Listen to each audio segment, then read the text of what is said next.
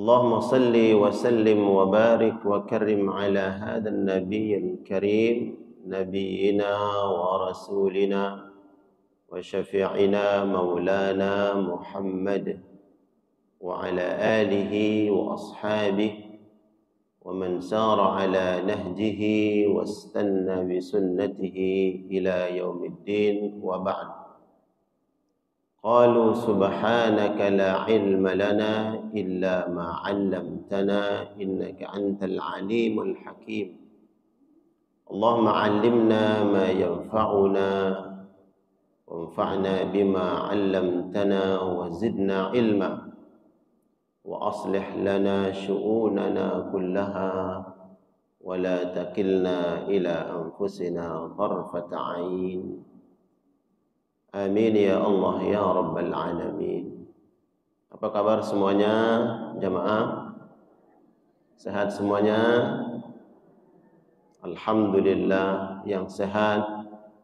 Semoga senantiasa dijaga kesehatannya oleh Allah Subhanahu wa taala. Dilimpahkan nikmat karunia yang menghantarkan menggapai ridha Allah Subhanahu wa taala. Mungkin ada keluarga yang sakit. Kita sama-sama doakan siapapun keluarga kita, anak, saudara, orang tua, kerabat, sahabat, semoga Allah Subhanahu wa taala angkat penyakitnya. Amin. Allah berikan kesembuhan. Amin. Allah berikan kesabaran dan Allah lebur dosa-dosanya dengan ujian penyakit yang Allah berikan. Di majelis ini kita bersyukur kepada Allah Subhanahu wa taala. Allah hantarkan kita di tempat yang mulia ini karena Allah Subhanahu wa taala ingin memuliakan kita. Allah hantarkan kita ke majelis ini untuk sama-sama bertakarrub kepada Allah Subhanahu wa taala, memperdalam ilmu agama. Yang sesungguhnya siapapun yang dihantarkan, yang disampaikan oleh Allah di majelis ini, insyaallah merupakan tanda Allah Subhanahu wa taala mencintai dan menyayangi kita semua. Patut kita bersyukur kepada Allah Subhanahu wa taala. Dan di majelis yang mulia ini kita sampaikan salawat salam kita yang mulia kepada Nabi yang mulia sallallahu alaihi wasallam. Kita berharap dengan salawat salam kita, wabil khusus bulan ini sudah masuk bulan Rabiul Awal, betul ya? Sepakat? Sudah bulan Rabiul Awal. Kita sampaikan salawat salam kita kepada Nabi Muhammad sallallahu alaihi wasallam. Semoga dengan itu semua Allah pantaskan, Allah layakkan kita semua kelak mendapatkan syafaat Nabi Muhammad sallallahu alaihi wasallam. Baik syafaat yang umum, dan moga-moga Allah layakkan kita mendapatkan syafaat khusus baginda Nabi Muhammad sallallahu alaihi wasallam. Semua jamaah masuk surga bersama keluarganya tanpa hisab, tanpa azab. Amin. Mau semua jamaah? Mau? Insyaallah. Moga-moga Allah kabulkan insyaallah. Amin. Alhamdulillah. Tema kajian kita pada pagi hari ini tiga bekal hidup.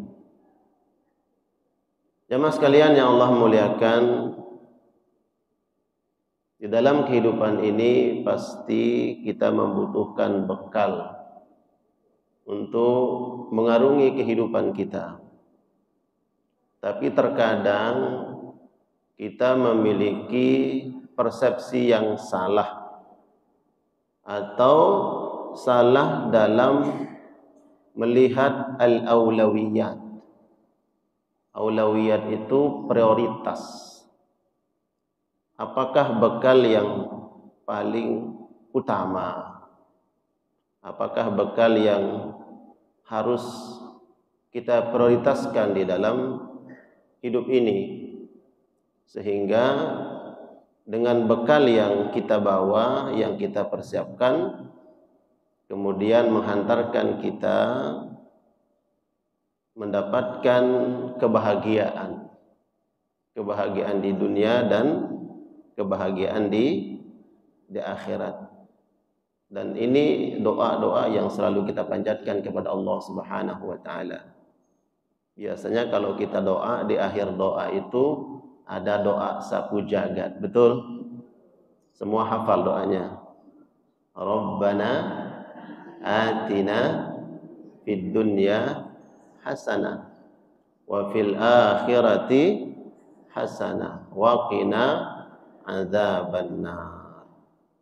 Mengharapkan bahagia di dunia, bahagia di akhirat, dan Allah hindarkan kita dari azab neraka. Nah, untuk merealisasikan doa ini agar terwujudnya tadi hasanah fid dunya, hasanah fil akhirah, dan Allah bebaskan kita dari azab neraka, maka tentunya kita butuh bekal untuk meraih itu. Nah, ini yang insya Allah pada kesempatan pagi hari ini kita akan coba sampaikan kira-kira apa bekal yang aulawiyat. Banyak sebenarnya bekal itu, dari A sampai Z banyak. Tapi penting kemudian mana bekal-bekal yang al-aulawiyat, bekal prioritas yang memang harus kita utamakan. Baik jamaah sekalian yang Allah muliakan, bekal pertama yang harus kita siapkan untuk mengarungi kehidupan ini adalah bekal ilmu. Apa? Bekal ilmu. Ilmu itu bahasa Arab. Diterjemahkan ke bahasa kita jadi ilmu. Bahasa Al-Qur'an al-ilm. Bahasa kita ilmu. Nah, kalau kita merujuk kamus-kamus bahasa Arab, lawanan dari al-ilmu adalah al-jahlu. Al-jahlu artinya kebodohan. Nah, inilah bekal yang utama yang harus kita miliki di dalam hidup ini, bekal ilmu. Dan alhamdulillah jamaah hadir di majelis ini bahkan sudah sebagai rutinitas. Ini ada kajian rutin, betul. Ini hari Kamis dan setiap hari Kamis ada kajian. Nah, ini kan sebuah amaliyah rutiniyah, agenda rutin untuk talabul ilmi, menuntut ilmu. Nah, inilah merupakan sebuah upaya, sebuah ikhtiar kita mempersiapkan bekal untuk mengarungi kehidupan ini. Karena di antara kita semua yakin betul, tidak ada di antara kita ketika brojol lahir itu kemudian sudah jadi orang alim. Ada nggak? Hah? Lahir kemudian ditanya, ini siapa nih? Langsung dia jawab, mama. Gitu. Ada nggak yang ngomong gitu? Nggak ada. Disodorkan buku, ini buku apa nih? Dia baca. Tadabbur Al-Quran. Ada yang bisa baca? Anaknya baru lahir begitu? Enggak, ada proses. Kita lahir tanpa ilmu pengetahuan. Kemudian kita berproses mencari ilmu, dan hadirnya para jamaah di majelis ini tentunya merupakan sebuah ikhtiar tadi untuk mempersiapkan bekal kita mengarungi kehidupan. Imam Syafi'i rahmatullah alaih, beliau mengatakan, dan ini populer sekali, ya, maqalah daripada Imam Syafi'i rahmatullah alaih. Beliau melihat ilmu ini sesuatu hal yang paling utama. Apapun tumuhat ini bahasa Arab, cita-cita, harapan. Apapun cita-cita kita, maka syarat untuk meraih tumuhat tadi, kata beliau, syarat utamanya adalah ilmu. Syarat utamanya. Beliau mengatakan, man arada dunya fa'alaihi bil ilmi. Wa man aradal akhirah fa'alaihi bil ilmi wa man aradahuma fa'alaihi bil ilmi. Pernah dengar ucapan ini? Jadi ini ungkapan Imam Syafi'i rahmatullah alaihi. Kalau ada yang mengatakan ini hadis, berarti dia salah dalam melihat makalah ini. Ini ucapan Imam Syafi'i, bukan hadis. Beliau mengatakan barang siapa yang ingin meraih dan menguasai dunia, man arada dunia, siapa yang ingin menguasai dan meraih perkara-perkara kaitannya dengan urusan-urusan dunia, maka kata beliau syaratnya harus dengan ilmu. Wa man aradal akhirah, barang siapa yang ingin mendapatkan kebahagiaan, kenikmatan negeri akhirat, maka harus dia raih dengan ilmu. Wa man aradahuma, siapa orang yang ingin menggabungkan keduanya ini, dia ingin urusan-urusan dunia mampu dia kuasai, ya. Kemudian akhirat pun dia dapat gapai kebahagiaan, kemuliaan, ketinggian derajat di akhirat. Kata beliau, maka syaratnya adalah ilmu. Syaratnya adalah ilmu. Kembali ke ucapan tadi, tidak ada di antara kita yang dilahirkan dalam keadaan alim. Kita, anak keturunan kita, enggak ada yang lahir kemudian sudah jadi orang alim. Bahkan Imam Syafi'i pun yang mengucapkan makalah ini, beliau lahir bukan tiba-tiba jadi orang alim. Walaupun keistimewaan memang Allah berikan kepada beliau kecerdasan, brilian, ya luar biasa. Imam Syafi'i itu kalau beliau sedang membaca sebuah tulisan, kitab-kitab gitu ya, dia lihat, baca, sekali dia baca, hafal. Langsung hafal. Beliau kalau ingin menghafal sebuah makalah atau pendapat-pendapat para ulama terdahulu, ya, kemudian ada suara yang bising, ada suara-suara yang mengganggu beliau, dia tutup telinganya. Karena khawatir ucapan yang diucapkan oleh orang lain itu pun dia hafal. Ya, jadi rancok nanti. Ya. Nah, beliau itu pun alim tentunya dengan berproses. Proses menuntut ilmu. Dari kecil beliau sudah diserahkan oleh ibunya. Imam Syafi'i ini ayahnya meninggal dunia ketika beliau belum lahir. Ya, Imam Syafi'i ayahnya meninggal dunia, yatim. Kemudian diserahkan sama ibunya untuk menuntut ilmu. Bahkan antara Mekah, Madinah, Irak, Baghdad itu zaman dahulu tentunya jarak yang sangat jauh. Itu pun ditempuh untuk apa? Untuk menuntut ilmu. Karena faham betul ini sesuatu hal yang aulawiyat, sesuatu hal yang prioritas.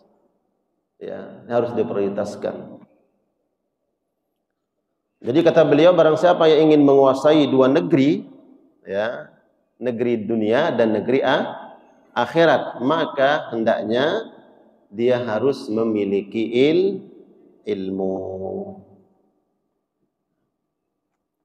Kemudian Nabi SAW dalam sebuah hadis yang juga sering kita dengar, hadis muttafaq alaih, hadis yang diriwayatkan oleh Imam Bukhari dan Imam Muslim. Nabi SAW bersabda, man yuridillahu bihi khairan yufaqihu fid din. Siapa yang dikehendaki oleh Allah Subhanahu wa taala mendapatkan khairan. Apa kata khair? Apa arti makna khair? Kebaikan. Alhamdulillah, ini sudah paham kan? Khair artinya kebaikan. Yufaqihu fid din, maka Allah akan berikan jalan kepada orang ini untuk memahami urusan-urusan agama. Memahami urusan agama itu dengan ilmu. Nah, di dalam hadis ini subhanallah, bentuk mukjizatnya Nabi Muhammad sallallahu alaihi wasallam, beliau mengatakan khairan. Khairan bentuk kalimat nakirah kalau dalam bahasa Arab. Khairan kebaikan yang umum. Kebaikan yang umum. Bukan hanya satu kebaikan. Atau bukan hanya kebaikan negeri akhirat, tidak. Karena mohon maaf.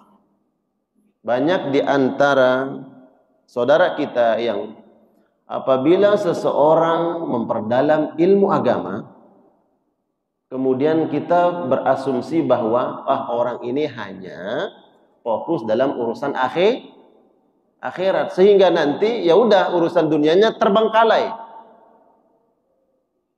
Ada nggak kira-kira orang berasumsi seperti ini? Ya, kenapa nggak masukkan ke pesantren? Karena belajar agama doang.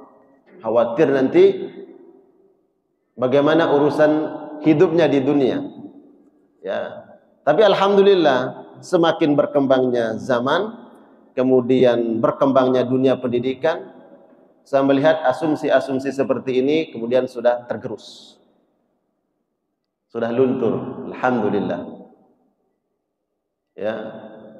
Bahwa dengan seseorang memahami sebuah ilmu agama secara khusus, maka Allah akan berikan khairan, kata Nabi.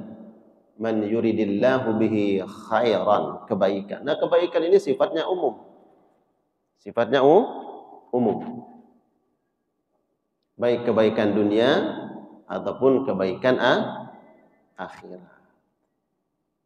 Wabil khusus dengan memahami perkara-perkara agama. Dan ini yang disampaikan oleh Nabi Muhammad sallallahu alaihi wasallam. Kira-kira kalau ini sudah disampaikan oleh Nabi dan hadisnya hadis sahih, ya, muttafaq alaih, tidak diragukan kesahihannya, apakah kemudian kita masih ragu?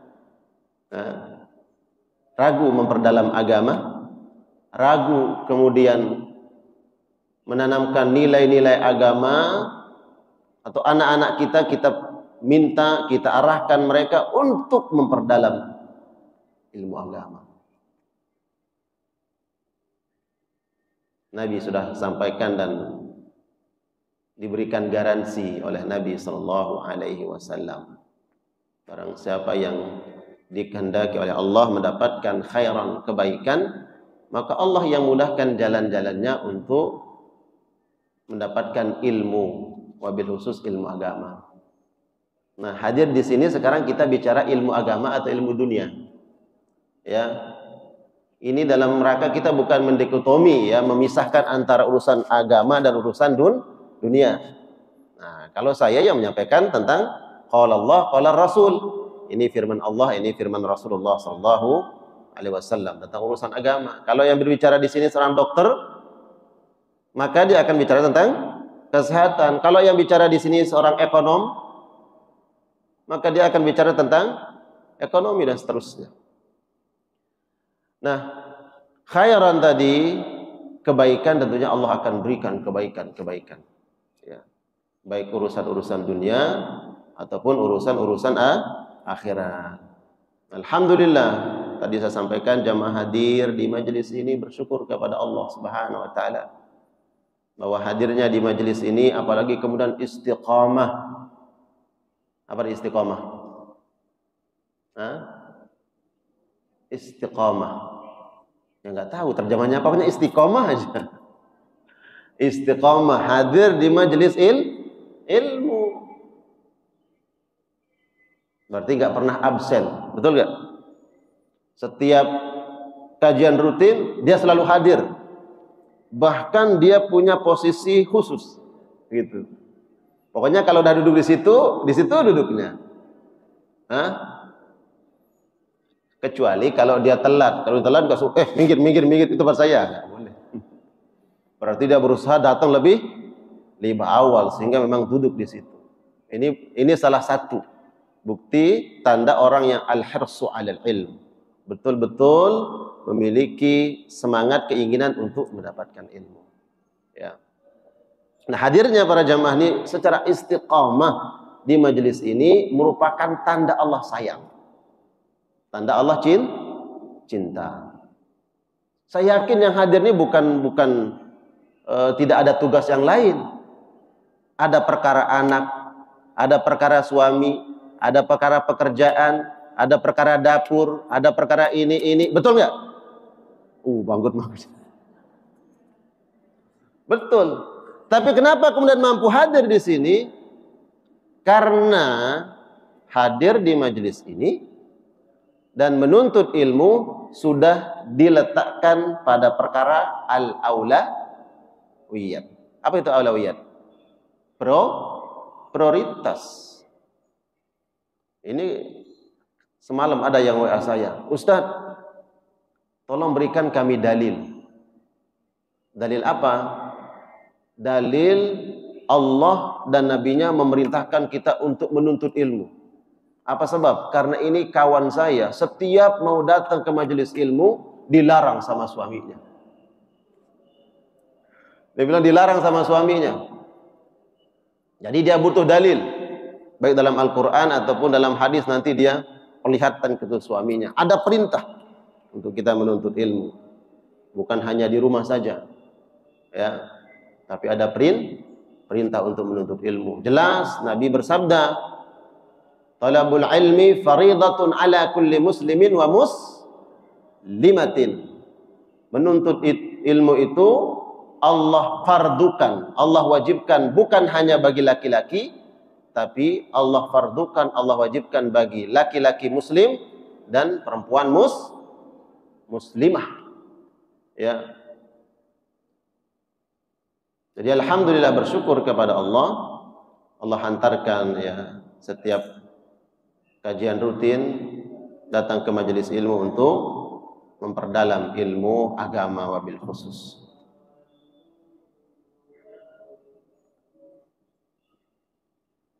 Di dalam Al-Quran, silahkan dicek, nanti ada yang baca.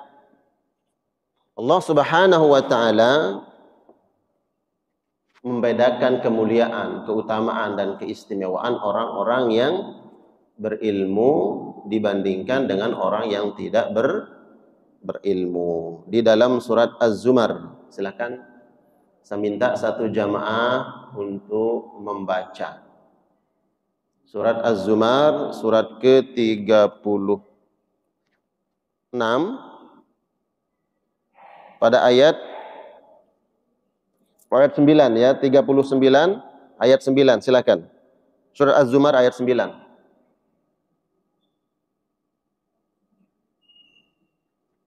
Boleh googling, boleh. Yang sudah ketemu baca dari awal ayatnya. Awal ayatnya amman huwa qanitun ana.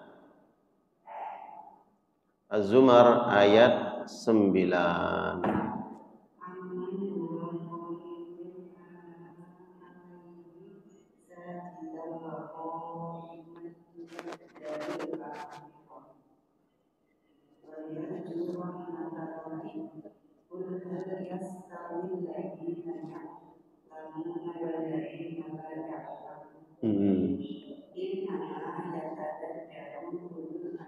Ya. Silakan dibaca terjemahnya. Apakah kamu orang musyrik yang lebih beruntung ataukah orang yang beribadah pada waktu malam dengan sujud dan berdiri karena takut kepada azab akhirat dan mengharapkan rahmat Tuhannya? Katakanlah, apakah sama orang-orang yang mengetahui dengan orang-orang yang tidak mengetahui? Sebenarnya hanya orang yang berakal sehat yang dapat menerima pelajaran. Nah, ini ayat yang menjelaskan tentang kemuliaan, keutamaan, keistimewaan orang-orang yang berilmu. Dalam potongan ayat ini Allah Subhanahu wa taala berfirman, "Qul," katakan, "hal yastawil ladzina ya'lamuna wal ladzina la ya'lamun? Innama yatadzakkaru ulul albab."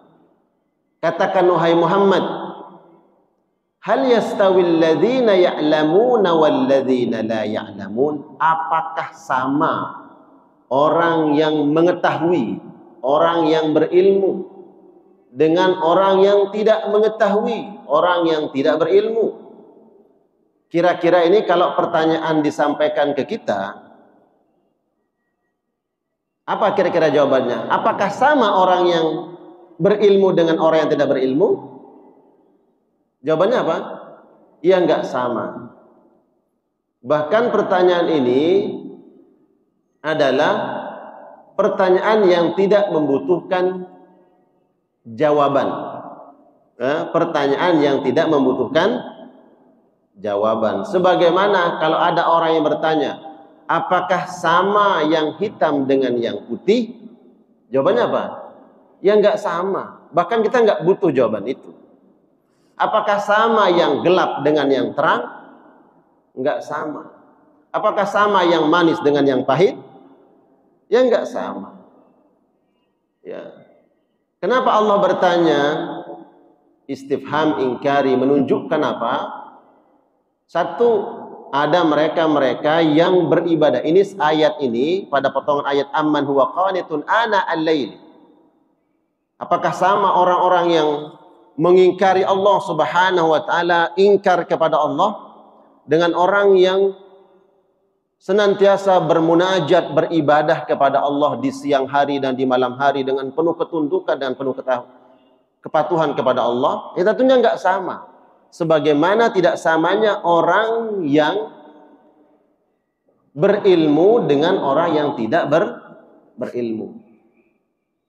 Orang yang berilmu, Allah akan bimbing orang tersebut untuk mengamalkan segala macam bentuk amalan, yang mana amalan tersebut basisnya, pondasinya adalah ilmu.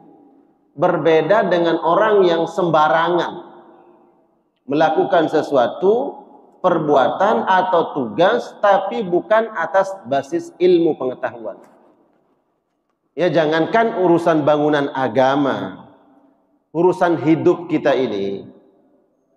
Hidup kita urusannya dari subhanallah, dari A sampai Z. Maksudnya apa? Makan, minum, ibadah, bekerja, bergaul, berdagang, berbisnis, dan seterusnya. Ini semua butuh ilmu. Nah, enggak sama. Apakah kita mau ada orang yang datang, oh ibu mau bangun rumah ya? Kita mau bangun rumah. Tiba-tiba ada orang yang menyodorkan dirinya, menawarkan diri, udah ibu saya aja yang bangun rumahnya. Pokoknya ibu mau bayar berapa aja saya terima, saya ikhlas. Ternyata orang ini ketika kita cari tahu, nggak ada basic, tidak ada background khalfiyah, dia orang yang paham tentang bangunan. Cuman karena, yaudah sini saya bangunin, pokoknya mau dibayar berapa aja, terserah seikhlasnya. Kira-kira mau nggak? Ya, itu rumah. Bagaimana dengan urusan kehidupan kita? Di situ ada kehidupan rumah tangga, di situ ada urusan ibadah, ada urusan muamalah dan seterusnya. Maka kita butuh ilmu, butuh ilmu. Makanya saya yakin salah satu motivasi para suami mengizinkan untuk silakan datang ke majelis ilmu. Ya, bahkan mungkin tadi agendakan kamu datang ya ke majelis ilmu ya. Kenapa? Biar istri menjadi istri yang cerdas, pintar tentang urusan-urusan agama, faham mana kewajibannya, mana hak-haknya, dan mana hak-hak dan kewajiban terhadap suami. Maka suami silakan perintah. Begitu juga bunda, biar suami juga betul-betul memahami siapa dirinya dalam pandangan agama. Dia seorang imam, kepala rumah tangga yang berkewajiban untuk menyelamatkan keluarganya di dunia dan wajib menyelamatkan keluarganya sampai akhirat. Maka kewajiban para jamaah ini, para bunda, bilang ke suami, jangan kerja mulu. Ya. Terus pas weekend libur jalan-jalan.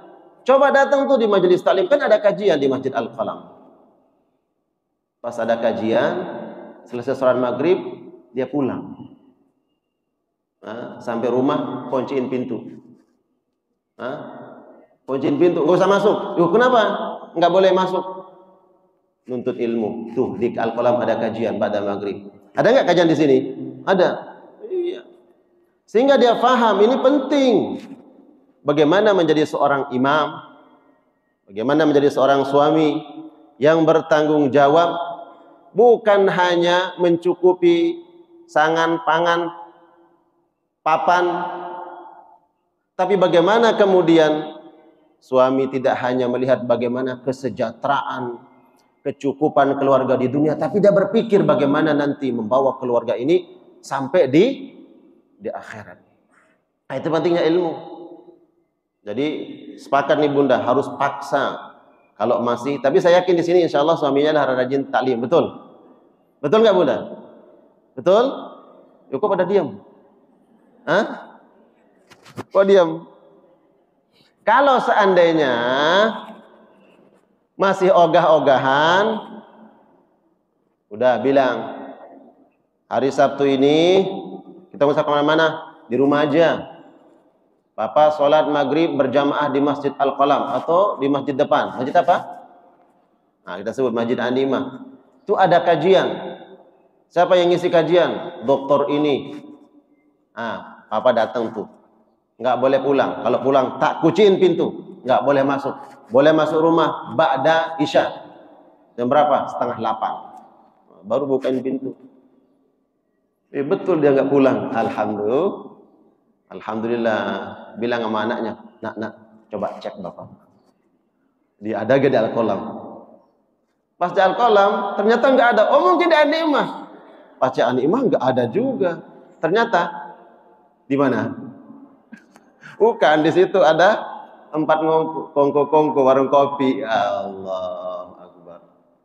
Nah, kalau begitu kasih punishment, hukuman. Boleh nggak? Boleh nggak begitu? Sekarang saya mau tanya, boleh nggak begitu Bunda? Maksa suami begitu. Ini biar kita paham. Jangan nanti suami berdalil, saya dengar dari ustaz, ar-rijalu qawwamuna 'alan nisa. Laki-laki itu pemimpin. Dan semua anggota rumah tangga adalah rakyat. Rakyat nggak boleh protes sama pemimpin. Perempuan itu mudah masuk surga. Pertama, dia jaga ibadah sholatnya, puasanya, dan taat pada suami. Nggak boleh protes sama suami. Itu pakai dalil juga. Bilang fardu untuk ilmu. Dan itu menjadi hak.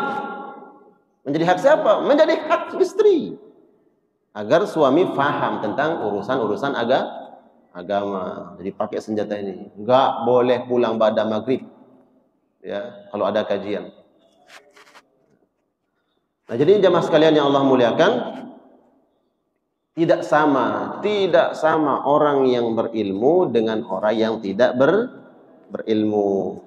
Qul hal yastawi alladhina ya'lamuna walladzina la ya'lamun innama yatadhakkaru ulul albab. Tidak sama orang yang mengetahui dengan orang yang tidak mengetahui. Ya Allah. Pernah dengar kata Abu Jahal? Hah? Abu Jahal siapa? Hah? Musuh bebuyutan. Orang yang terdepan menghalangi dakwah Nabi Muhammad SAW. Ya, jahal itu artinya bodoh. Ya, bodoh. Kira-kira nih mau nggak nanti suaminya para bunda atau kita nih dikelompokkan di akhirat bersama kelompoknya Abu Jahal? Mau? Ya enggak. Nah, disinilah kemudian kita berusaha untuk menuntut ilmu. Jadi ini bekal yang pertama. Jadi al-ilmu. Dengan ilmu jemaah sekalian yang Allah muliakan, kita mampu memberikan hak-hak Allah Subhanahu wa ta'ala.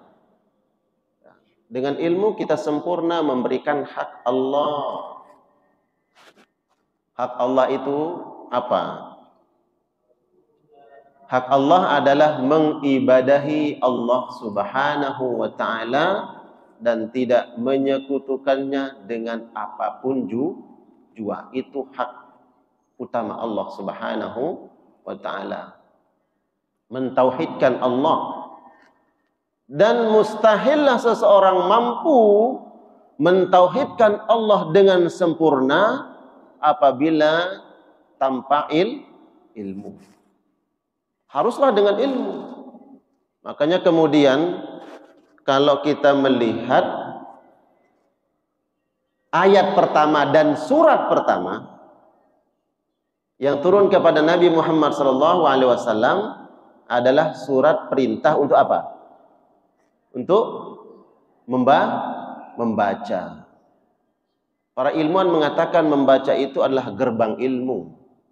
Dengan membaca kita kemudian mengetahui begitu luasnya ilmu Allah Subhanahu wa taala. Ya. Iqra bismi rabbikal ladzi khalaq. Kalau kita melihat para ulama tafsir yang menjelaskan begini. Iqra, baca wahai Muhammad. Apa yang diperintahkan oleh Allah lewat malaikat Jibril agar Nabi baca? Apakah malaikat Jibril membawa mushaf, membawa lembaran kemudian disodorkan, baca wahai Muhammad? Yang dibaca apa? Saya mendengar penjelasan ulama begini. Iqra, baca. Padahal malaikat Jibril saat itu tidak membawa suhuf, tidak membawa lembaran-lembaran atau catatan-catatan. Apa yang harus dibaca? Nggak ada yang dibawa oleh malaikat Jibril, kecuali kalau sekarang saya sodorkan ini dibaca. Oh, ada buku, ada catatan. Tapi malaikat Jibril nggak bawa catatan apa-apa. Iqra bismi rabbikal ladzi khalaq. Bacalah dengan menyebut nama Rabbmu, dengan nama Allah alladzi khalaq. Nah, kata alladzi khalaq, alladzi artinya bisa bermakna dia, Allah Subhanahu wa taala. Dia Allah yang menciptakan. Yang menciptakan apa? Menciptakan alam. Menciptakan alam semesta. Alladzi bermakna Iqra bismi rabbika alladzi khalaq. Baca wahai Muhammad dengan nama Rabbmu, dengan nama Allah alladzi khalaq. Baca apa yang Dia ciptakan. Nah, kalau kemudian kita mampu nih membaca sesuatu alam-alam kauniyah yang Allah ciptakan, maka seseorang akan sampai kepada ilmu. Ini kaitannya dengan ilmu. Dia akan sampai kepada ilmu mentauhidkan Allah Subhanahu wa taala. Dia akan sampai kepada mentauhidkan Allah. Dia bacalah Iqra bismi rabbikal ladzi khalaq, yang diciptakan oleh Allah. Apa yang diciptakan oleh Allah? Baik. Yang diciptakan oleh Allah yang paling dekat dengan kita, yang mampu kita akses setiap waktu, setiap saat. Alam ciptaan Allah itu yang besar. Apa kira-kira? Dan Allah sering sebut di dalam Al-Quran. Ini mampu kita akses setiap waktu, setiap saat. Dan ini makhluk Allah yang sangat besar. Beda umpamanya dengan air. Oh, air setiap waktu, setiap saat kita akses, tapi kita melihat biasa. Apa? As-samawati wal ard. Langit dan bumi. Terutama langit. Dan itu coba buka Al-Quran. Kita membaca berulang kali Allah sebut makhluknya yang besar, makhluknya yang agung, yang perkasa ini berulang kali, dan itu setiap waktu, setiap saat kita bisa lihat. Betul nggak? Sekarang keluar coba dari masjid ini, kemudian menengadah, nengok ke atas. Apa yang dilihat? Hah? Yang dilihat apa? Langit. Kalau di sini kelihatan langit-langit. Tapi keluar langit. Siapa yang menciptakan itu? Angkasa luas ini, siapa yang menciptakan? Allah Rabbul Alamin. Baca semua itu. Kalau kita mampu baca, kita sampai kepada ilmu mentauhidkan Allah Subhanahu wa taala. Enggak ada zat yang mampu menciptakan makhluk yang perkasa ini, yang mampu kita lihat. Belum lagi masalah arsy keimanan kita, belum lagi masalah kursi, belum masalah surga, belum masalah neraka, dan seterusnya. Langit, tidak ada yang mampu menciptakan ini. Bahkan seluruh makhluk gak ada yang punya saham. Gak ada satupun yang punya andil menciptakan makhluk ini. Ada gak? Ada makhluk yang punya saham terhadap penciptaan langit? Hah? Mungkin ada arsitek yang ikut bantu? Hah? Gak ada. Kalau kita ta'ammul, kita tadaburi sampai kita kepada ilmu. Ilmu mentauhidkan Allah. Berarti penting ini ilmu. Ya. Jadi dengan ilmu kita mampu memberikan hak-hak Allah Subhanahu wa taala dengan sempurna. Hak Allah yang paling sempurna adalah kita mengibadahi Allah semata wala nusyrika bihi syai'a, dan tidak menyekutukan Allah dengan sesuatu apapun jua. Itulah hak yang paling sempurna yang Allah minta dari diri kita. Dan dengan ilmu kita mampu mengibadahi Allah dengan penuh khasyah. Apa itu khasyah? Khasyah artinya takut. Ibadah kepada Allah disertai rasa khasyah. Khasyah itu takut, tapi beda takut dengan Allah dengan takut sesama manusia atau takut terhadap makhluk. Kalau takut dengan makhluk, biasanya kita akan menghindar, betul nggak? Menghindar, kita akan lari, kita akan menjauh. Takut terhadap binatang buas, kita mendekat atau menjauh? Menjauh. Kecuali orang, mohon maaf kalau gini ya pasti mendekat. Tapi takut kepada Allah, kita bukannya menjauh tapi semakin dekat dengan Allah. Hanya orang-orang yang berilmulah yang mampu memberikan hak Allah, yaitu mengibadahinya dengan rasa khasyah. Khasyah, takut kepada Allah Subhanahu wa taala. Surat Fatir. Buka surat Fatir, surat ke-35 ayat ke-28. Potongan ayatnya di akhir ayat, ya. Silakan, siapa yang sudah ketemu boleh baca, yang lain mendengarkan, mentadabburi. Ilmu. Ini kaitan ilmu ini, saya berikan space waktunya lebih banyak. Ini masih ada 2 poin lagi, karena saya lihat ini yang paling penting, ilmu. Silakan. Silakan ayat 28. Baca dari kalimat innama yakhshallaha min ibadihil ulama. Ada potongan ayat itu? Ya, silakan baca. Ya. Ini kenapa harus baca? Silakan biar dapat keberkahan Al-Qur'anul Karim.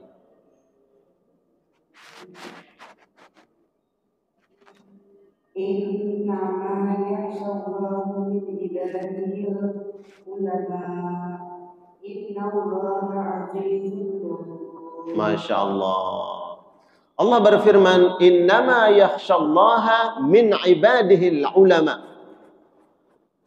Hanya orang-orang yang memiliki ilmu. Ulama, kata jamak dari kata alim. Alim itu satu orang. Jamaknya ulama. Hanya orang-orang yang memiliki ilmulah yang mampu khasyah kepada Allah. Yang khasyahnya takut kepada Allah Subhanahu wa ta'ala. Berarti ilmu adalah tangga yang menghantarkan kita sampai kepada memiliki hati yang khasyah kepada Allah. Takut kepada Allah. Takut berbuat maksiat. Takut menzolimi keluarga. Takut mengambil hak orang lain. Takut mengabaikan orang-orang yang menjadi tanggung jawab kita. Ketika beribadah kepada Allah, dia takut melalaikan Allah dalam ibadahnya. Adakah orang yang melalaikan Allah dalam ibadah? Bunda? Ada orang yang melalaikan Allah dalam ibadah? Ada, banyak. Bahkan Al-Quran mengatakan wailul lil musallin. Terus alladzina hum an salatihim sahun. Ada orang yang melalaikan Allah dalam salat. Allahu Akbar, dia salat. Bentuk lalai kepada Allah yang naudzubillah adalah riya. Itu lalai kepada Allah. Dia salat bukan lagi memberikan salat itu untuk Allah. Bukan lagi mengharap wajah Allah, tapi dia mengharap riya. Turunan ke bawah, ya mungkin ini kelas-kelas kita nih. Allahu Akbar, baik berjamaah ataupun sendiri. Bagi bunda, salat sendiri di rumah umpamanya Allahu Akbar. Tiba-tiba udah kelamaan berdiri. Udah baca Al-Fatihah belum? Ya, terus nih pikiran kemana-mana, melayang-layang. Udah ke sono, udah kemana, kemari, dan seterusnya. Nah, ini bagian bentuk kita melalaikan Allah Subhanahu wa dalam ibadah. Bahkan ada kita baru tadi kunci di mana ya? Apa sholat baru ingat Allah Akbar. Ya Allah, kunci ternyata di sono, ketinggalan itu. Ingatnya pas sholat. Ya, alhamdulillah juga itu diingatkan oleh Allah. Ya, lalai dalam sholat. Pas sujud, ya baru pikir, ini rakaat sujud berapa nih? Ini harus tasyahud atau berdiri ya? Bingung. Ya, kalau sholat berjamaah masih mending, ada imam yang kita ikuti. Mau lupa ke, ya, mau ragu-ragu atau syak, masih ada imam. Tapi kalau sholat sendiri di rumah, jangan-jangan ini kita lalai. Padahal Allah perintahkan innama yakhsyallaha min ibadihil ulama. Hendaknya dalam ibadah itu kita hadirkan rasa khasyah, takut kita kepada Allah. Ya fokusnya adalah, ya ini ibadah nih.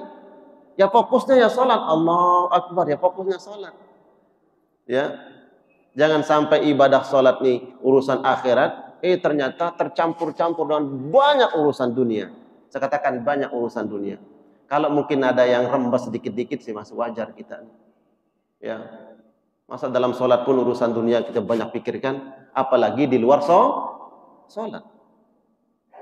Kalau di waktu sholat saja masih prioritasnya ini, kalau kita persentasikan berapa nih? Kalau kita sholat zuhur kira-kira menghabiskan waktu berapa lama kalau sholat zuhur? 4 rakaat. Dan itu sholatnya kan silent kan? Nggak baca. Kalau sholat di rumah berapa? Kalau sholat zuhur di rumah berapa lama waktu dibutuhkan untuk sholat zuhur? 5 menit? 10 menit? 10 menit? Top banget. Kalau zuhurnya 10 menit, top banget. Bukan 2 menit. 2 menit. Ya. Syukur-syukur kalau 5 menit, alhamdulillah. 1 menit 1 rakaat itu subhanallah. Ya, itu kelasnya kita. Dalam 5 menit kita sholat zuhur, coba hitung berapa menit kemudian kita mulai Allah Akbar takbir itu konsen betul-betul. Innama yakhsyallaha min ibadihil ulama. Yang takut kepada Allah itu. Berapa menit kira-kira konsennya? Mungkin 1 menit pertama atau setengah menit pertama Allah ingat, ya Allah. Menit ketiga buyar. Dan seterusnya. Allah Akbar. Kalau dalam sholat saja, jamaah sekalian, dalam sholat kita menghadap Allah, menghadapkan wajah kita ke hadapan Allah, kita masih tersibukkan dengan urusan dunia. Apalagi di luar sholat. Nah, untuk mencapai khasyah itu, tangganya adalah lewat ilmu. Faham tidak faham, ya. Kita datang ke majelis ilmu, ya semuanya dapat berpahala. Tapi para ulama mengingatkan kalau datang ke majelis ilmu, maka semua yang kita dengar, yang kita catat berusaha kita fahami, dan itulah ilmu. Yang menghantarkan kita nanti Allah yang mendesain itu. Allah perintahkan kita menuntut ilmu dan mengakses ilmu. Kita lakukan itu, Allah nanti yang kemudian menata, memperbaiki hati ini sehingga sedikit demi sedikit hadir rasa khasyah kepada Allah Subhanahu wa taala. Itu karena ilmu. Ya. Jadi apapun jemaah sekalian yang Allah muliakan, ilmu ini mohon maaf, sekarang mudah untuk mengakses ilmu. Bahkan yang tidak hadir di kajian kali ini live ya. Betul nggak? Iya, dari rumah mungkin dia ikut kajian. Ya, tapi berbeda. Kenapa nggak datang kajian? Ya sama aja kan, ustadznya itu, kemudiannya materi juga nggak berubah, itu sama bisa lewat rumah. Kira-kira sama nggak pahalanya? Beda, ada keutamaannya. Walaupun seandainya umpamanya kita nggak bisa datang, ya tentunya dengan media yang Allah mudahkan kita hari ini. Ya, ilmu, banyak membaca. Nah, alhamdulillah ini saya bawa buku saya. Ini buku saya Tadabbur Al-Fatihah. Ya, tadi saya sampaikan kepada panitia, bagi yang ingin menambah wawasan keilmuan, wabil khusus tentang surat Al-Fatihah, silahkan. Kebaikan. Ya, ini bukan mohon maaf, ini bukan makanan, ini bukan minuman, tapi ini adalah ilmu. Bagi yang ingin mengakses ilmu, silahkan. Nanti saya bawa sama tim. Silahkan yang ingin. Dan ada program wakaf. Program wakaf tersisa hanya 10. Tinggal 10. Ini wakaf untuk ke NTB. Tinggal 10 buku. Setelah itu kami tutup. Kami akan wakafkan buku Tadabbur Al-Quran ke NTB. Ya, bagi yang ingin nanti mendapatkan buku saya ini, silahkan di tim nanti dan panitia. Insya Allah. Ini untuk apa? Lagi-lagi ini tentang ilmu. Selama ini yang kita baca dalam salat apa? Yang wajib kita baca Al-Fatihah. Allahu Akbar, dia salat. Allahu Akbar. Kemudian tiba-tiba menghayal kemana-mana, langsung ruku tanpa baca Al-Fatihah. Kira-kira salatnya sah tidak? Sah tidak? Saya minta dalilnya apa? Mana dalilnya? Pernah dengar Ustaz bilang begitu? Dalilnya apa? Nabi SAW bersabda, la salata liman lam yaqra' bi Fatihatil Kitab. Tidak sah salat seseorang kalau dia tidak membaca Al-Fatihah. Syarat sahnya salat, ya, sahnya salat kita adalah apabila dalam salat itu membaca surat Al-Fatihah. Baik Ustaz, kami baca, wang itu udah hafal kok dari Bismillahirrahmanirrahim. Alhamdulillahi Rabbil Alamin, Ar-Rahmanir Rahim, Maliki Yawmiddin, Iyyaka na'budu wa iyyaka nasta'in, Ihdinas siratal mustaqim, siratal ladzina an'amta 'alaihim, ghairil maghdubi 'alaihim waladdallin. Hafal semua? Hafal. Kalau tidak hafal, apa kata dunia? Dari kecil sudah hafal. Pertanyaannya, Maliki Yawmiddin, artinya apa? Udah hafal, waktu SD aja udah hafal kok. Ya, yang menguasai hari kiamat. Baik, itu terjemahnya. Lalu kemudian menjabarkannya, memahaminya seperti apa? Raja. Kau tahu raja? Kita tahu raja? Raja adalah orang yang berkuasa. Kalau raja sudah memberikan titahnya, nggak ada satupun orang yang berani. Lalu kalau Allah nanti diraja di akhirat, bagaimana dia menjadi raja? Ah, itu ilmu. Di mana mendapatkannya? Insya Allah ada dalam buku ini. Dari Bismillah, selama ini yang kita baca dalam salat, Bismillahirrahmanirrahim, Alhamdulillahirabbil alamin, sampai ghairil maghdubi alaihim waladdallin. Ya, ini ilmu. Baik, ini poin yang pertama. Yang kedua, ya, bekal yang kedua untuk mengarungi kehidupan ini adalah rezeki yang halal. Rezeki. Masya Allah, tabarakallah. Semoga yang hadir di majelis ini, para bunda semuanya, Allah mudahkan bapaknya, suaminya, dikaruniai, diberikan, dimudahkan, dilancarkan rezeki yang halal, yang berkah untuk keluarga. Amin. Yang mengatakan amin langsung dikabul. Amin. Amin insya Allah. Alhamdulillah, kira-kira ya, kalau yang datang di majelis ini, yang di rumah sudah cukup, ya, pendidikan anak-anak, kemudian kebutuhan sehari-hari, Sudah ada, alhamdulillah. Kira-kira datang di majelis ini lebih tenang atau tidak? Lebih tenang, alhamdulillah. Berbeda kalau mungkin ada saudara kita, jangankan untuk makan esok hari, bahkan untuk makan hari ini pun harus berlelah-lelah, banting tulang, peras keringat. Ya.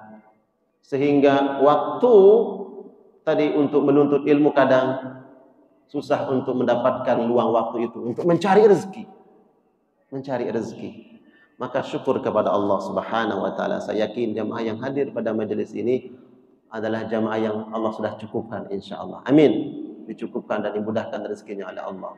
Dan ini bekal, ya. Bekal kita mengarungi kehidupan.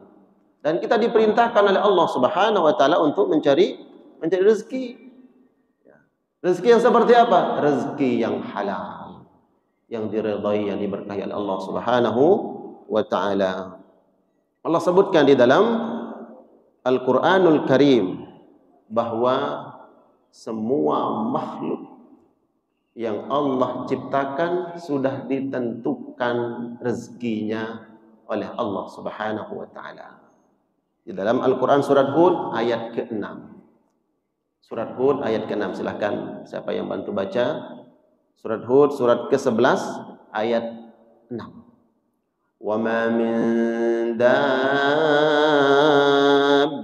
fil ardi illa 'ala Allahi rizquha. Silakan siapa yang baca?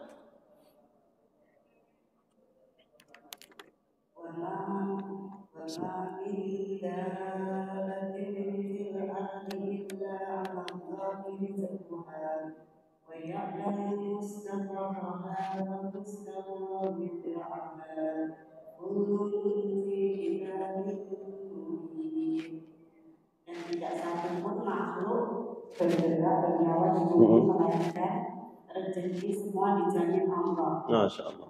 Dia mengetahui tempat kediamannya dan tempat penyimpanannya. Semua tertulis dalam kitab yang nyata, Lauhul Mahfuz. Di dalam ayat ini dijelaskan oleh para ulama bahwa rezeki seluruh makhluk itu sudah tercatat, sudah ditentukan oleh Allah Subhanahu wa taala, tertulis di Lauhil Mahfuz. Allah menyebutkan fi kitabim mubin, dalam kitab yang sudah jelas, yaitu Lauhil Mahfuz, dicatat oleh Allah Subhanahu wa taala. Permasalahannya kita tahu seberapa banyak yang Allah sudah tetapkan untuk kita. Dan dari lumbung mana Allah sudah tetapkan rezeki kita? Tahu? Enggak, kita enggak tahu. Itulah kemudian kita diminta untuk berikhtiar, berusaha mencari yang halal, yang berkah, yang sudah Allah tetapkan. Umar bin Al-Khattab radhiyallahu taala anhu pernah masuk ke dalam masjid. Kemudian dia lihat anak muda ibadah, zikir. Kemudian di siang hari dia masih dapat itu anak muda. Di sore hari dia masih dapatkan. Apa kata Umar? Kamu doa ngapain? Minta apa sama Allah? Kamu ini masih muda, masih sehat. Ukhruj, keluar dari masjid. Cari karunia Allah. Innas sama'a lam tumtiru dhahaban wala fiddah. Langit itu tidak menurunkan hujan emas dan hujan perak. Ya. Enggak boleh dengan angan-angan. Rezeki itu sudah ditetapkan oleh Allah Subhanahu wa taala, tapi pun kita diminta oleh Allah untuk berikhtiar, berusaha. Ada yang mengatakan tidak ada kaitannya antara rezeki dengan usaha kita. Betul? Ya, betul. Kalau kita meyakini bahwa memang semuanya sudah ditetapkan oleh Allah. Tapi di situ ada perintah untuk berikhtiar, berusaha. Adapun setelah berikhtiar, berusaha, berapa dan sejumlah berapa Allah berikan, itu kembali ketentuan dan hak Allah Subhanahu wa taala. Penting rezeki yang halal, yang berkah, terutama dalam membangun kehidupan yang berkah. Pada pertemuan kajian yang pernah saya sampaikan di sini juga pernah saya singgung keutamaan dan keistimewaan rezeki yang halal yang berkah. Berbeda dibandingkan dengan rezeki, mohon maaf saya sebutkan rezeki karena sesuatu yang kita cari. Tapi di situ masih ada syubhatnya. Masih ada nilai haramnya. Nauzubillah min dzalik. Berbeda dengan yang halal yang berkah. Yang halal yang berkah membentuk tatanan kehidupan rumah tangga yang sakinah, mawaddah, warahmah. Membentuk tatanan masyarakat yang insya Allah Allah redai. Apalagi kemudian kita bicara ruang lingkup yang lebih kecil yaitu keluarga kita. Maka insya Allah dari rezeki yang halal, yang berkah untuk mengarungi kehidupan ini. Nanti mohon maaf Bunda, ketika kita sudah berusia terus, hari ini kita dipanggil Bunda, berapa tahun dipanggil siapa? Eyang, ya. Sekarang kita masih dipanggil wajah, glowing. Nanti dipanggil apa? Iya, muncul nanti kita punya anak, punya cucu, seterusnya. Kalau dari harta yang berkah mengarungi kehidupan ini, maka insya Allah Allah akan berikan anak-anak yang saleh salehah, cucu yang saleh salehah, cucu. Di sini belum ada yang punya cucu ya? Di sini udah ada punya cucu belum? Udah punya cucu? Oh, saya pikir belum cucu semua. Saya pikir belum punya. Iya. Apa kacamata saya yang salah? Ini biar nggak ngantuk. Bunda yang di belakang udah punya putranya berapa Bunda?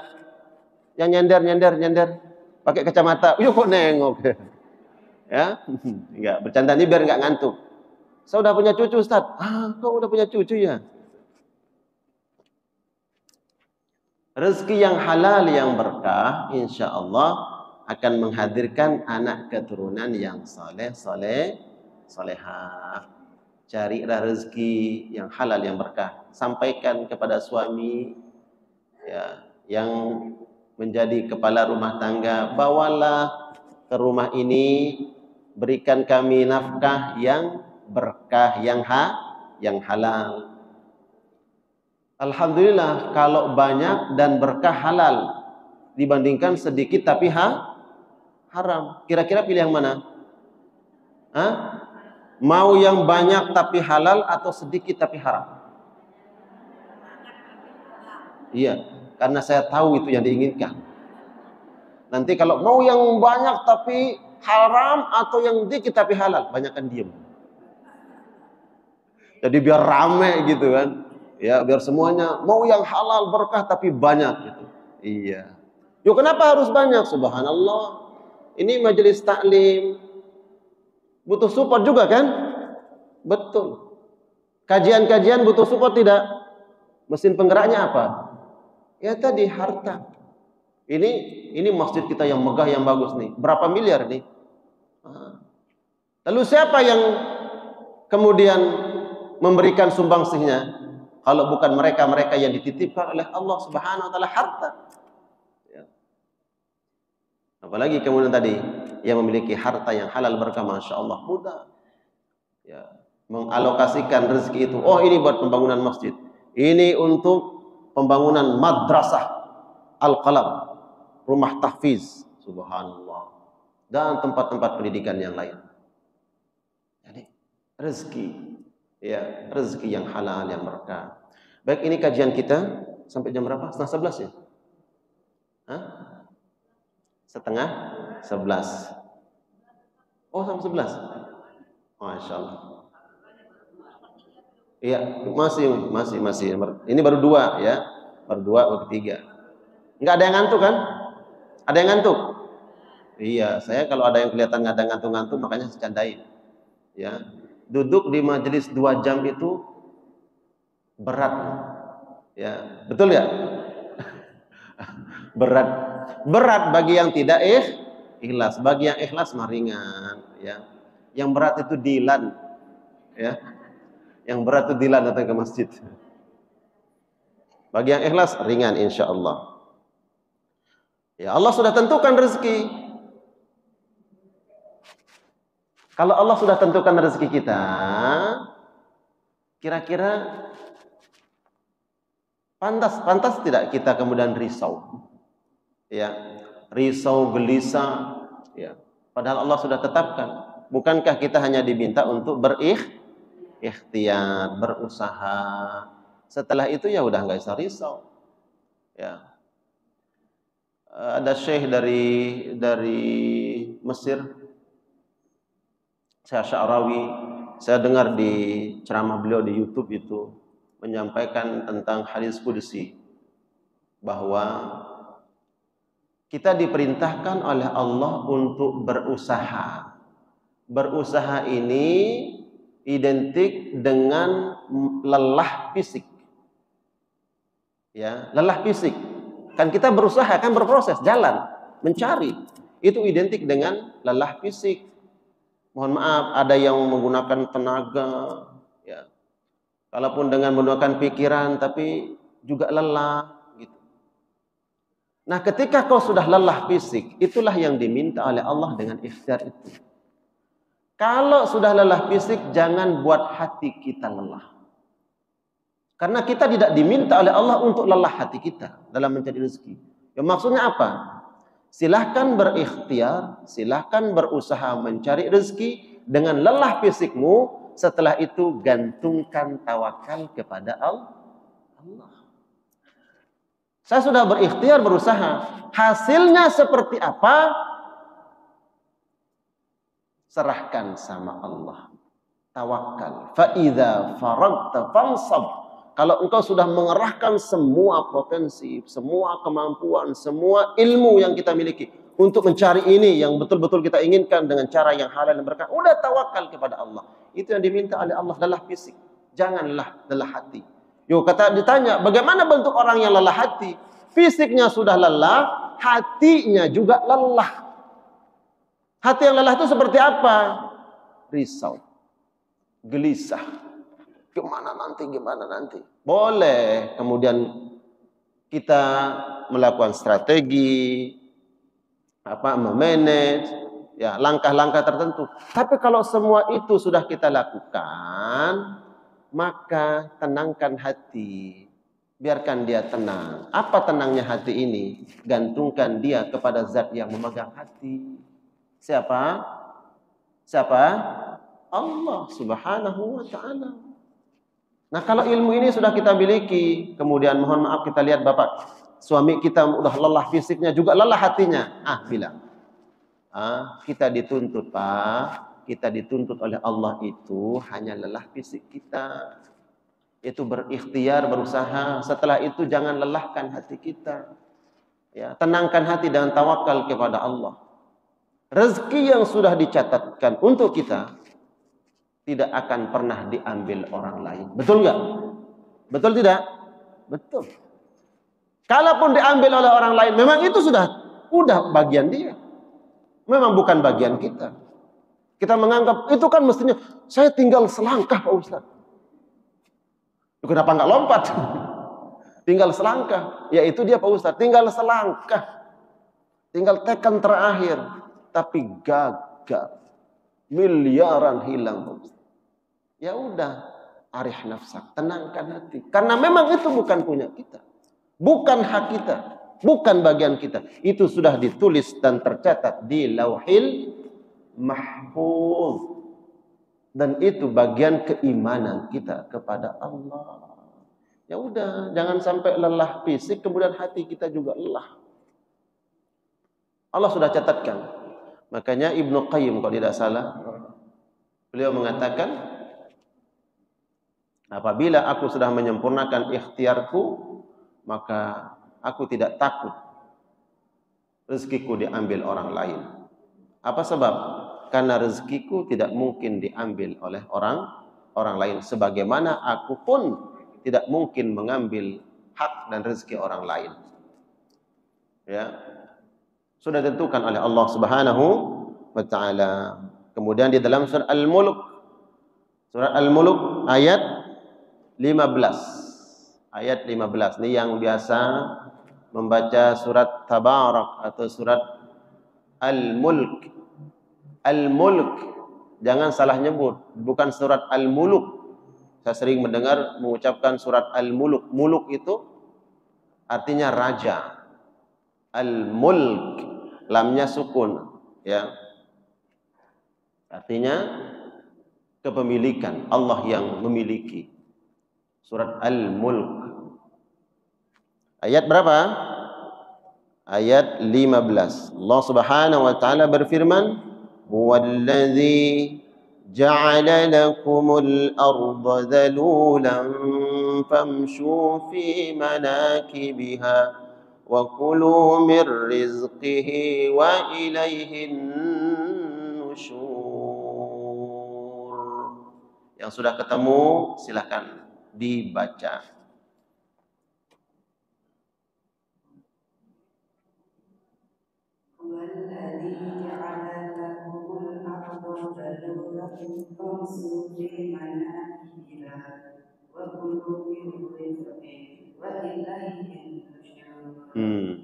Dialah yang menjadikan bumi untuk kamu yang mudah dijelajahi. Masya Allah. Maka jelajahilah di segala penjurnya dan makanlah sebagian dari rezekinya, dan hanya kepadanya lah kamu kembali setelah dibangkitkan. Baik.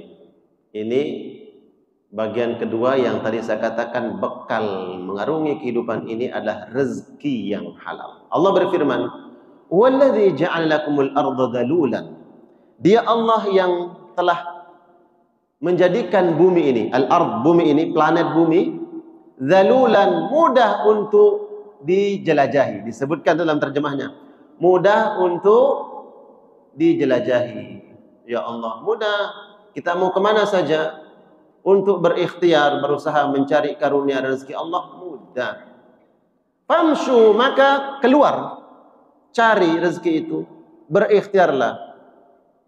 Ini ayat yang famshu, silahkan mencari rezeki, mencari karunia Allah Subhanahu wa taala fi manakibiha, di seluruh penjuru manakib, seluruh penjurunya, penjuru timur barat, ya, utara selatan, seluruh penjurunya. Atas, ada nggak rezeki di atas? Justru kuncinya ada di atas. Famshu, berjalan kau ke timur ke barat. Betul nggak? Kamu lagi berjalan kemana? Berjalan ke arah timur. Berjalan ke arah mana? Ke arah barat. Utara selatan. Ada yang bilang, kamu lagi berjalan kemana? Berjalan ke atas. Kalau atas biasanya itu kan terbang. Berjalan ikhtiar itu penjuru bumi cari ke utara selatan. Itu ikhtiar. Tapi yang paling kuat itu Allah adalah wa fis sama'i rizqukum. Ternyata kita nggak perlu berjalan ke langit itu. Perlukah kita pakai mobil untuk ke langit? Pakai kendaraan ke langit? Enggak, kau duduk saja. Kita duduk, kemudian hadirkan Allah mengangkat tangan kita. Rezeki kita ada di langit. Tadi kita diperintahkan untuk keluar, famshu itu adalah berproses, berikhtiar, keluar rumah. Ya. Inilah bentuk ikhtiar tadi. Nah, setelah semua ikhtiar, arih qalbak, tenangkan hati, karena rezeki itu sudah dicatat di mana? Di Lauhil Mahfuz. Caranya untuk sampai ke sana bagaimana? Bagaimana caranya sampai ke sana? Apa perlu kita berlari? Enggak, duduklah. Ya, rendahkan kepala kita bahkan setara dengan kaki kita, mengangkat tangan minta kepada Allah. Ya Allah, aku sudah ke penjuru timur, aku sudah ke penjuru barat, selatan, utara, ya Allah. Tapi semuanya kau catat di sana, ya Allah. Minta kepada Allah. Ya Rabbi, mana yang halal, mana yang berkah, dan seterusnya. Tapi semuanya Allah yang mudahkan. Allah jadikan bumi ini untuk tempat kita mencari karunia Allah Subhanahu wa taala. Dan ada ayat yang tadi saya sebutkan di dalam surat apa? Fa idza faragta fansab wa ila rabbika farghab. Artinya apa? Fa idza faragta fansab. Kalau engkau sudah selesai melakukan satu tugas, baik ini urusan-urusan dunia kita, terlebih urusan-urusan akhirat. Selesai melakukan itu, berikhtiar lagi. Fansab, lakukan lagi tugas yang lainnya. Perintah dari Allah untuk menyempurnakan, memaksimalkan ikhtiar, memaksimalkan usaha. Memang kita diperintahkan oleh Allah, ya. Adapun hasil, yaitu takdir Allah, ketetapan Allah. Ada ungkapan yang mengatakan ikhtiar, usaha tidak membohongi. Betul nggak itu? Hasil tidak membohongi usaha, atau usaha tidak membohongi hasil? Hah? Usaha tidak membohongi hasil. Kira-kira ini makalah benar atau tidak? Ya. Usaha tidak membohongi hasil. Kalau kita bekerja keras, ayo semuanya, tim harus solid, tim harus begini-begini, jangan malu, harus terus bergerak. Karena hasil adalah dari usaha kita. Semakin kuat usaha, maksimal usaha, maka hasil pun akan semakin maksimal. Kira-kira ini benar tidak? Bisa benar, bisa iya, bisa enggak? Kok bisa benar? Ya, Allah perintahkan. Fa idza faragta fansab. Selesai satu tugas, ya memang harus maksimal. Lakukan lagi terus begitu. Ya, tapi juga bisa enggak benar. Kenapa? Kalau kita menuhankan hak usaha. Ya, bahwa semua usaha yang kita lakukan secara maksimal, kemudian hasilnya maksimal. Kalau usaha yang kita tuhankan, maka enggak benar. Ya. Karena yang berkehendak menentukan hasil adalah Allah Subhanahu wa ta'ala, bukan usaha. Karena ada orang yang nanti kemudian seolah-olah, ini untuk mengingatkan sebuah keyakinan tauhid, seolah-olah menuhankan usaha. Ya, kita terus dicokokin seperti itu, doktrinnya kenceng banget. Ya. Sehingga seolah-olah kalau udah berusaha keras, pokok hasilnya pasti maksimal. Ya. Padahal Allah yang menentukan. Tawakal kepada Allah. Kalau seandainya hasilnya tidak sesuai dengan usaha kita, ya udah kita ikhlas ridha kepada Allah Subhanahu wa ta'ala. Makanya ungkapan tadi saya katakan, karena sering ada yang bertanya nih. Ya. Saya katakan bisa benar, bisa salah. Benarnya dari sisi mana? Fa idza faragta fansab. Memang kita diminta untuk memaksimalkan usaha dan ikhtiar. Sisi salahnya apa? Kalau kita menuhankan usaha. Ya. Seolah-olah usaha itu betul-betul menentukan. Usaha itu kan bukan dari Allah. Usaha itu kita. Seolah-olah kita menuhankan usaha kita. Padahal yang menentukan adalah Allah Subhanahu wa ta'ala. Baik, ini kemudian poin yang kedua. Poin yang ketiga, 15 menit lagi, kemudian kita buka sesi tanya jawab insyaallah. Yang ingin bertanya dari sekarang boleh dicatat pertanyaannya. Ya. Siapkan pertanyaannya. Poin yang ketiga, bekal yang utama harus kita bawa, yang kita miliki dalam mengarungi kehidupan ini adalah bekal takwa kepada Allah Subhanahu wa ta'ala. Wa tazawwadu fa inna khairaz zadit taqwa. Karena ini kaitannya dengan bekal. Allah sendiri yang menyampaikan, berbekallah kalian. Dan sebaik-baik bekal adalah takwa kepada Allah Subhanahu wa ta'ala. Bekal takwa. Wa tazawwadu fa inna khairaz zadi taqwa wattaqun ya ulil albab.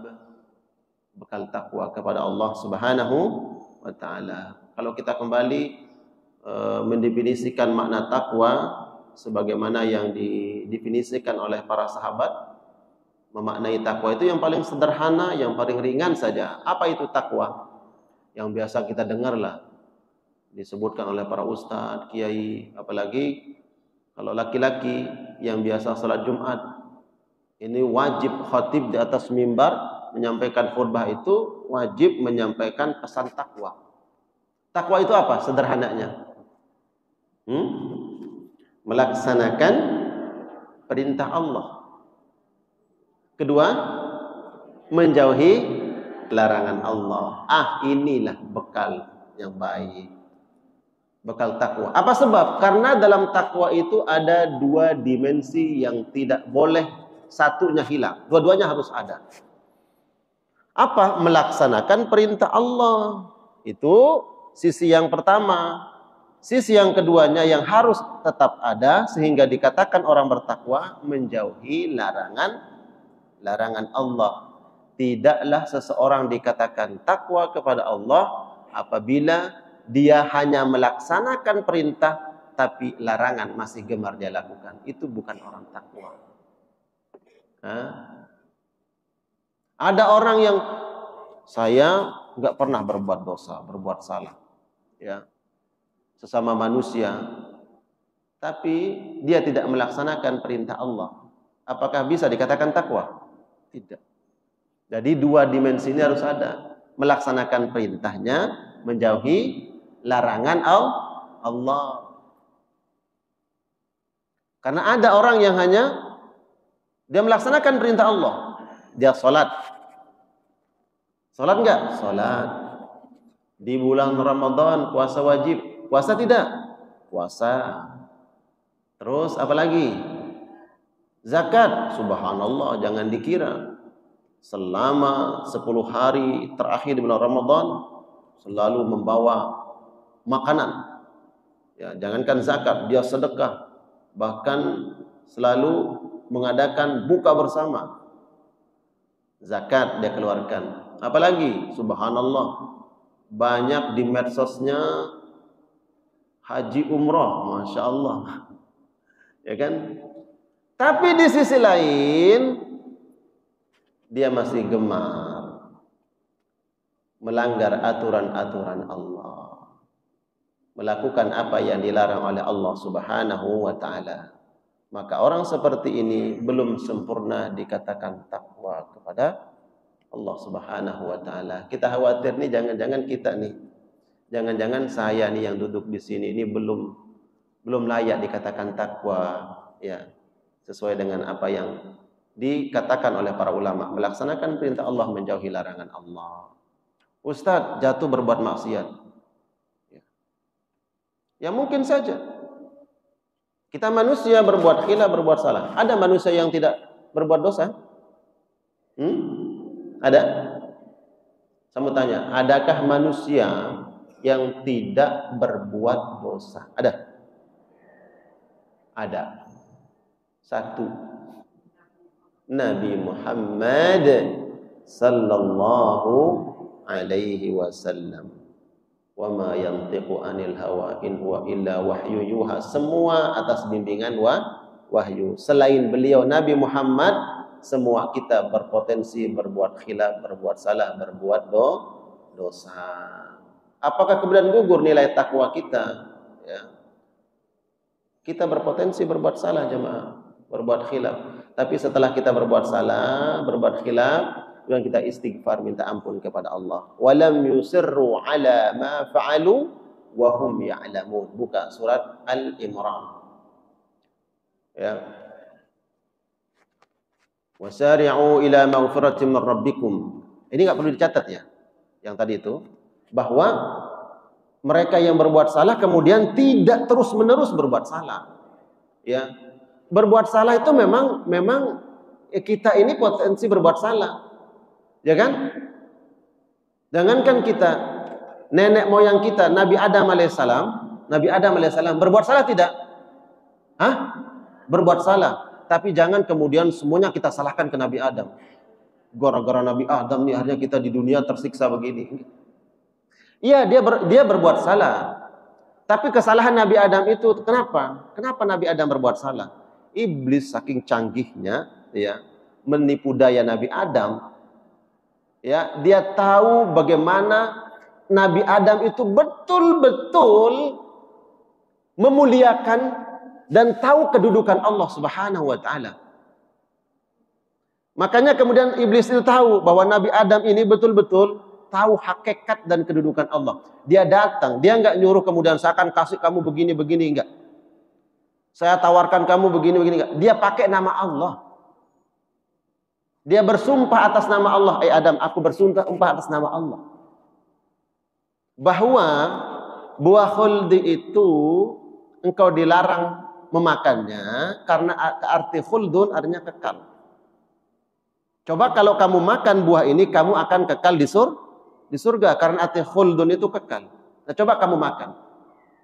Dia nggak percaya Nabi Adam.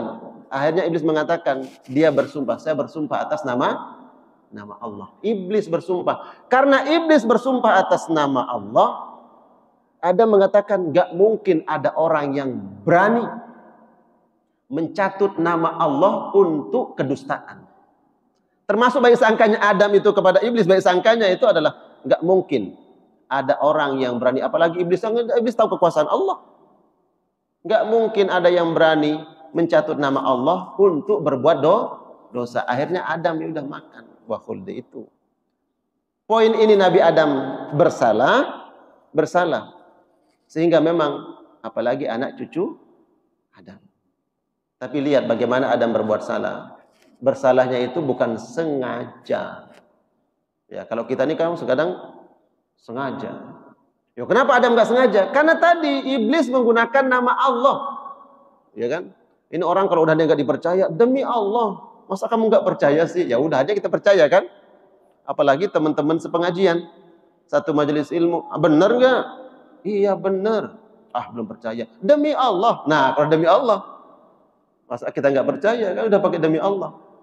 Dan itulah Adam kemudian terjerembab dalam ungkapan iblis tadi, karena iblis menggunakan nama Allah, tapi dalam poin pun dia salah. Maka manusia anak cucu Adam berpotensi berbuat khilaf, berbuat salah, tapi lihatlah kemudian dia bertobat kepada Allah Subhanahu wa taala. Dia bertobat. Fatalaqa Adam min rabbih. Kemudian dia minta ampun kepada Allah. Nah, permasalahannya kita ini sudah dosa kita 1, 2, 3, 4, terus udah nggak kehitung. Tapi belum juga bertobat kepada Allah Subhanahu wa taala. Nabi Adam 1 dosanya langsung bertobat kepada Allah. Dan 1 dosa itu yang membuat dia jauh dari Allah Subhanahu wa taala. Kita ini coba nih, mau hitung dosa kita. Hitung dosa, Bun. Coba hitung dosanya. 1, 2. Ya, saya hitung dosa saya. Banyak juga dosa saya. Tuh. Belum pula kita bertobat kepada Allah, beristighfar, minta ampun kepada Allah Subhanahu wa taala. Nah, inilah orang yang bertakwa itu 2 dimensi, melaksanakan perintah Allah. Dia komitmen di situ, dia istiqomah di situ, kemudian juga menguatkan dirinya menjauhi larangan-larangan Allah Subhanahu wa taala. Itulah kemudian disebut orang yang bertakwa kepada Allah Subhanahu wa taala. Tazawwad, berbekal. Baik, terakhir saya ingin menyampaikan ungkapan Imam Syafi'i rahmatullah alaihi. Beliau mengatakan dalam sebuah syairnya, tazawwad minat taqwa fa innaka la tadri idza janna laylun hal ta'ishu ila al-fajri. Tazawwad minat taqwa, berbekallah dengan takwa. Fa innaka la tadri, karena engkau tidak tahu. Idza janna lailun, apabila malam telah tiba. Hal ta'ishu ilal fajri, apakah engkau bisa hidup sampai esok hari? Enggak ada jaminan. Hari ini kita sehat walafiat, masih duduk di majelis ilmu, Allahu a'lam bishawab, kita enggak tahu apakah kita masih diberikan umur panjang oleh Allah Subhanahu wa taala. Maka siapkan bekal, dan bekal terbaik adalah bertakwa kepada Allah Subhanahu wa taala. Baik, 3 poin ini. Pertama apa? Al-ilm. Yang kedua, ar-rizqul halal. Yang ketiga adalah ketakwaan kepada Allah Subhanahu wa taala. Mudah-mudahan insyaallah apa yang kita dapatkan pada kajian hari ini menjadi bekal kita dalam mengarungi kehidupan kita dalam kehidupan ini, insyaallah bahagia di dunia dan Allah bahagiakan kita di akhirat. Rabbana atina fid dunya hasanah wa fil akhirati hasanah wa qina adzabannar. Baik, sekarang saya buka sesi, masih ada waktu sampai 10 menit lagi.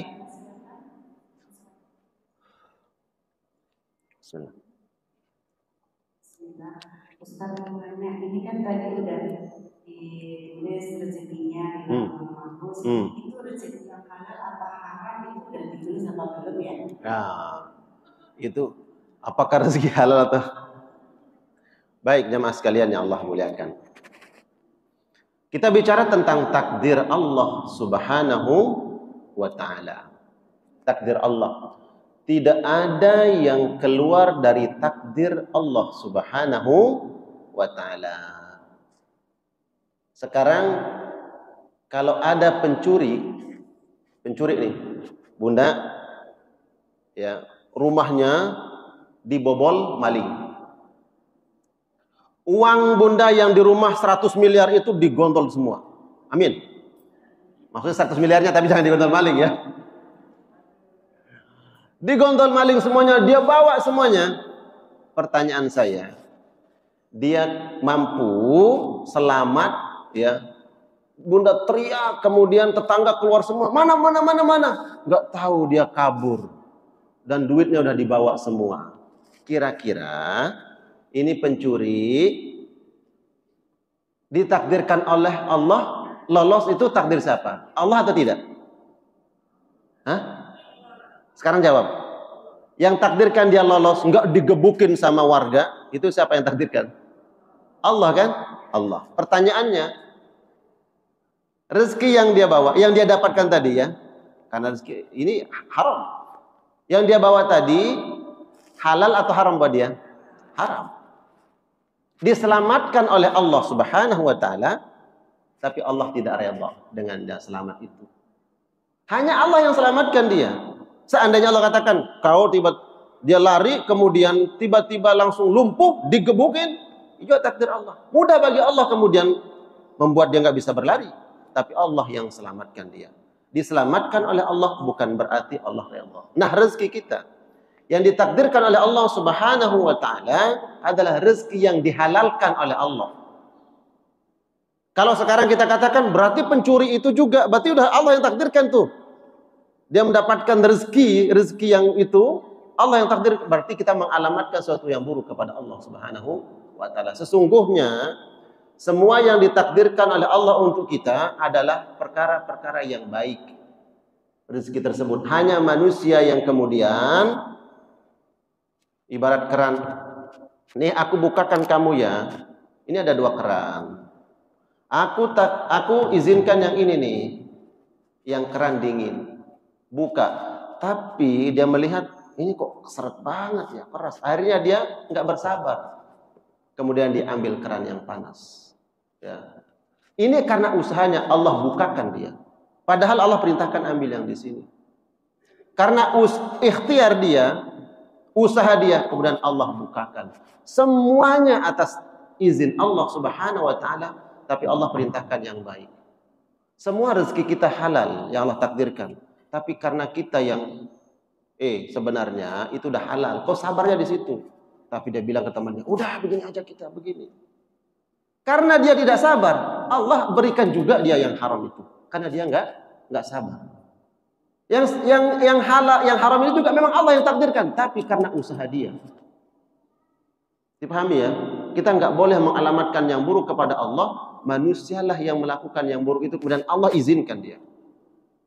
Kalau dia bersabar tadi dalam yang halal ini, dia akan dapatkan. Tapi karena dia nggak sabar, akhirnya diambil jalan pintas. Ya udah. Allah juga izinkan karena kau tidak sabar. Allah izinkan. Ya. Dan apa yang diizinkan oleh Allah belum tentu Allah redha. Yang halal Allah redhoi, yang haram tidak Allah redhoi, tapi Allah izinkan. Paham ya? Ya.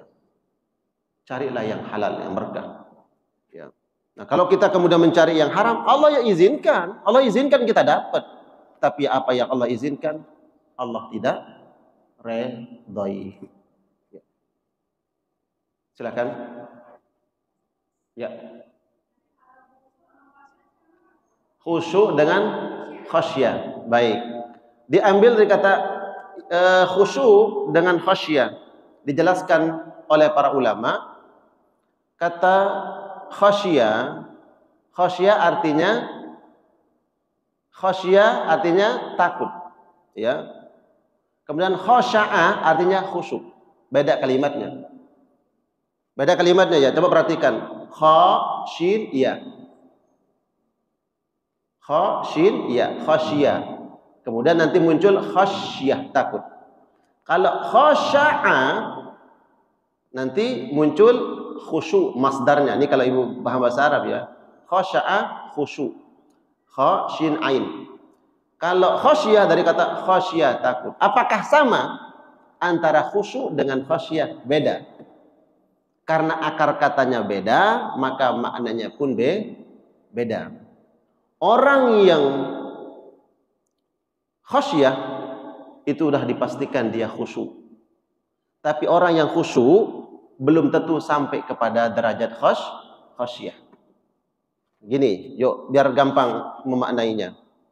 Orang yang sudah mampu khasyah kepada Allah, mau salatnya di keramaian kah? Banyak anak-anak yang lari kah? Dan seterusnya. Apakah di malam hari, di siang hari, dia mampu menghadirkan Allah dalam salatnya. Nah, bedanya dengan khusyuk. Khusyuk ini amalan hati biasanya di salat malam dia mampu khusyuk. Salat zuhur nggak mampu khusyuk. Ya.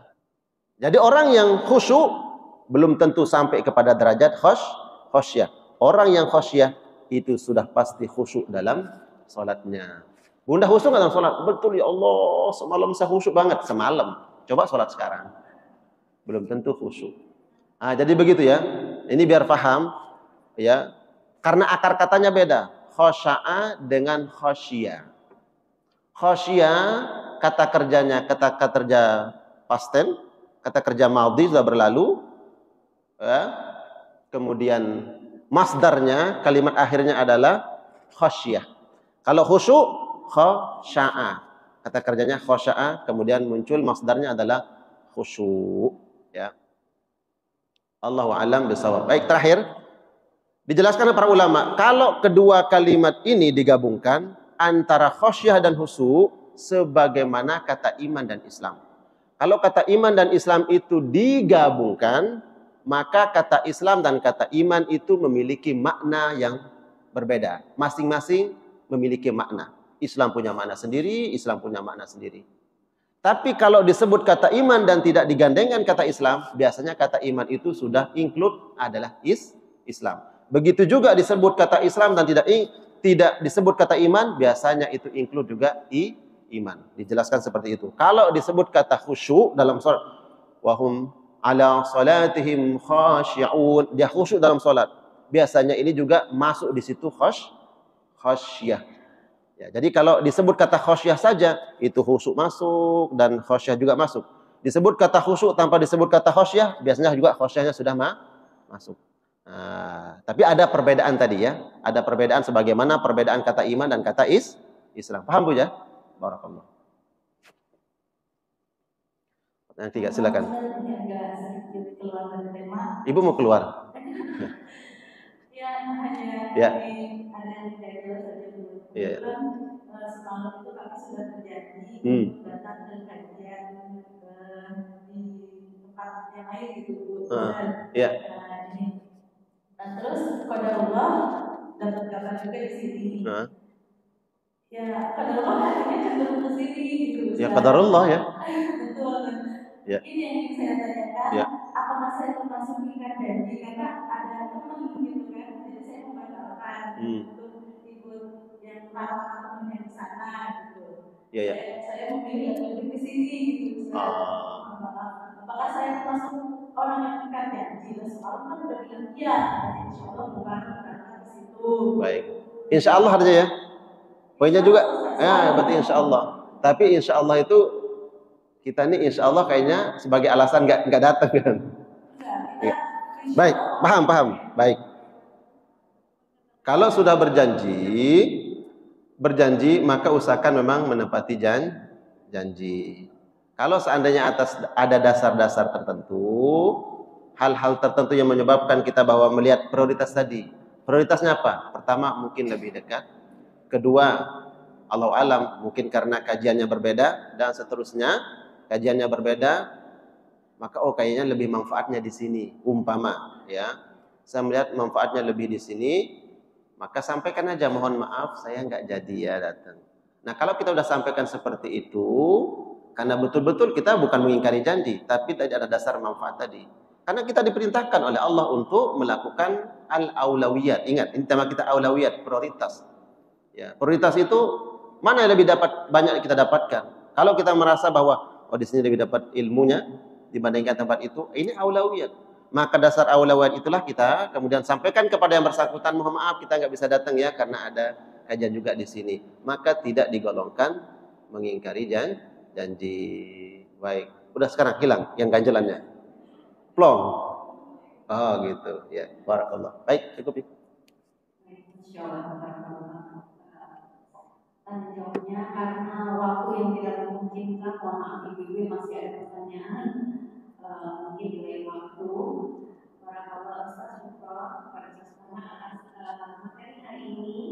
Semoga apa yang telah disampaikan menjadi rumah kita bersama, menjadi ilmu yang bermanfaat dan menjadi lagi. Amin ya rabbal alamin. Selanjutnya kami informasikan untuk kajian kami sepekan depan, insyaallah akan diisi oleh Ustaz Najmi Umar Bakar. Mudah-mudahan ibu bisa hadir di sepekan depan. Ada juga informasi yang akan saya sampaikan seperti yang kita ketahui bahwa DKM Masjid Al-Fatah sedang memberikan rumah tahfiz Al-Quran bagi ibu-ibu yang ingin memberikan sedekahnya, investasi akhirat, silakan. Kemudian ada juga kita mengadakan bazar pakaian layak pakai yang insya Allah akan dilaksanakan tanggal 15 Oktober. Bagi ibu-ibu yang ingin berpartisipasi, mungkin bisa mengorak-orak.